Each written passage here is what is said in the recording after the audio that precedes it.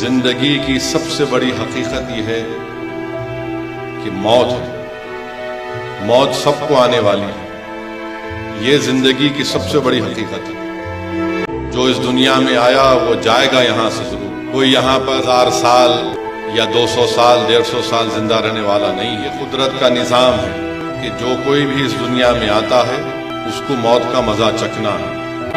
اگر کوئی وقت کا چیف منسٹر، وقت کا ایم پی، وقت کا پرائم منسٹر بول رہا ہے کہ میں ظلم کر کے 100 سال 200 سال زندہ رہوں گا، کوئی زندہ نہیں رہتا۔ چنگیز خان زندہ نہیں رہا تو وقت کے ظالم کہاں زندہ رہنے والے۔ اور نوجوانوں، میں تم سے درمندانہ اپیل کر رہا ہوں کہ تم اپنے اللہ سے رشتے کو مضبوط کرو، اپنے دل کو اللہ کے قریب کرو۔ تم قوم کی ایک دیوار ہو، اگر دیوار گر جائے گی تو دشمن یاد رکھیے کہ میرے جیسے بہت سے ممبر آف پارلیمنٹ آئے چلے جائیں گے، لوگ میری بات سننے آتے، میں مر جاؤں گا، کوئی اور آئے گا وہ سنیں گے، مگر کبھی آپ یہ دیکھیں کہ یہ جتنے مرنے والے ممبر آف پارلیمنٹ کی خبروں کے پاس کیا ہو رہا ہے، کون جا کے خبروں میں سو رہا ہے کسی کو نہیں معلوم۔ یہ خبر ہم کو پکار کے بول رہی ہے تم میری غذا بننے والے ہو، یاد رکھو، تیاری کر لو اس کی۔ یہ خبریں ہم کو پکار کر کہہ رہی ہیں کہ میرے ساتھ اکیلے رہنا ہے، یہاں پر اندھیرا یہاں پر ہے۔ خبریں ہم کو پکار کر کہہ رہی ہیں تیاری کر لو، جب تم میرے پاس آؤ گے کہ تو کیڑے تمہارے جسم کو کھا لیں گے۔ خبریں پکار کر کہہ رہی ہیں کہ جو کیڑے تمہاری جسم کو کھائیں گے وہی دوسرے کیڑے آ کر ان کیڑوں کو کھا لیں گے۔ تو میرے بھائی، اللہ قرآن میں فرما دیا کہ ہر نفس کو موت کا مزہ چکھنا ہے۔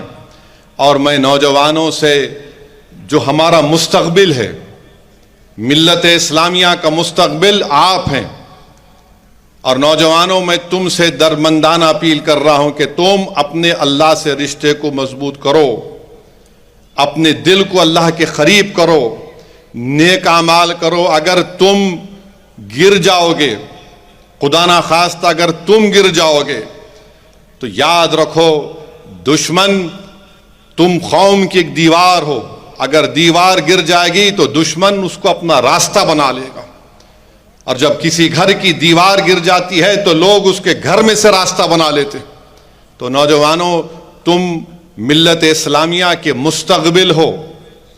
اگر مسلمان نوجوان لڑکے اور لڑکیاں گانے سن سن کر جھومتے ہیں، یا ہمارے شادیوں میں آرکیسٹرا ہوتا ہے، لوگ ناچتے ہیں، یاد رکھو اللہ کے رسول صلی اللہ علیہ وسلم نے حدیث شریف میں فرمایا کہ گانے سننے سے منافقت اور نفاق بڑھتا ہے۔ رسول اللہ صلی اللہ علیہ وسلم نے حدیث شریف میں فرمایا کہ جو میرا امتی اگر کہیں پر گانا یا واہیات گانے ہیں اس پر اپنے کانوں کو بند کر لیتا ہے تو جب وہ اس دنیا سے چلے جاتا تو جنت میں ایک حور، 2 حوریں اس کے سر کے پاس، 2 حوریں اس کے پیروں کے پاس، اور وہ ایسی حوریں ہوں گی کہ اگر وہ گانا گائیں گی تو مردے زندہ ہو جائیں گے۔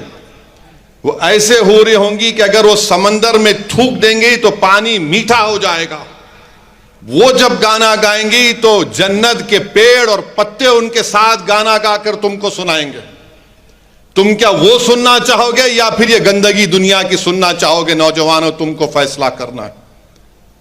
اگر میں زیادہ کہوں گا تو بولیں گے انہوں آ گئے، آ کے ہم کو ہی ہاتھ پہ لے رہے، مگر میرا کام یہ پیغام کو پہنچا دینا ہے۔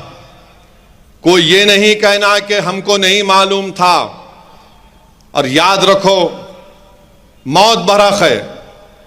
انسان کی موت علماء کرام کی زبانوں سے سنا کہ اس کے پیروں سے روح کو کھینچی جاتی اور پھر یہاں الگ سے اس سے آنکھوں سے روح نکل جاتی۔ تو اس لیے یاد رکھو، کسی کے پاس وقت نہیں ہے، کوئی جینے والا نہیں ہے یہاں پر۔ بڑے بڑے ترم خواہیں چلے گئے، کوئی زندہ رہنے والا نہیں ہے۔ اگر کوئی وقت کا چیف منسٹر، وقت کا ایم پی، وقت کا پرائم منسٹر بول رہا ہے کہ میں ظلم کر کے 100 سال 200 سال زندہ رہوں گا، کوئی زندہ نہیں رہتا۔ چنگیز خان زندہ نہیں رہا تو وقت کے ظالم کہاں زندہ رہنے والے۔